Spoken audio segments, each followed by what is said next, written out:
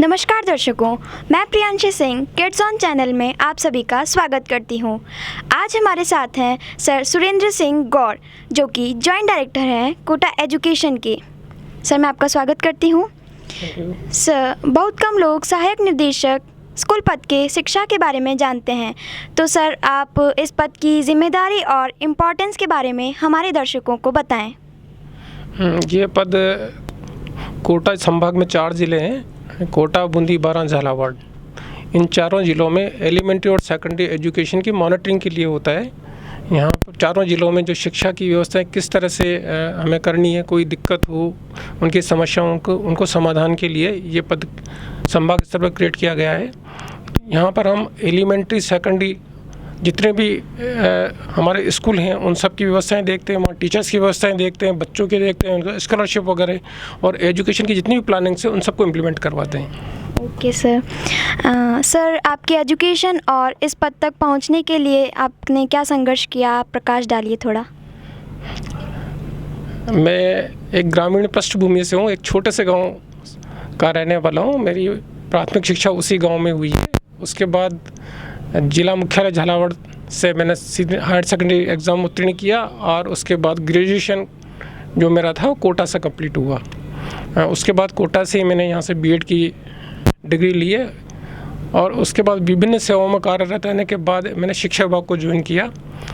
उसके बाद हमने आरपीएससी से एग्ज़ाम दिया और आरपीएससी के द्वारा हम सेकेंडरी स्कूल के एचएम पद पर चयनित हुए और वहाँ से इस पद तक पहुँचे हैं।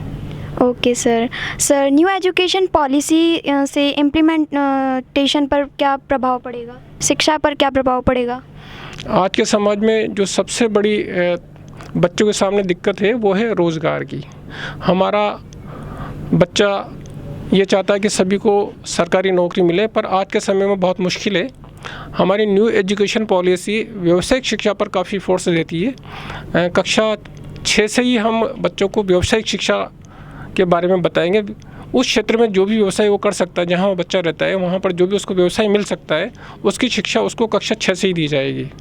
और इसके साथ साथ न्यू एजुकेशन पॉलिसी में जो मदर टंग मातृभाषा में पढ़ाई का काफ़ी बल दिया गया है, यानी बच्चों को उसकी जो मातृभाषा मदर टंग में उसकी स्टडी की जाएगी।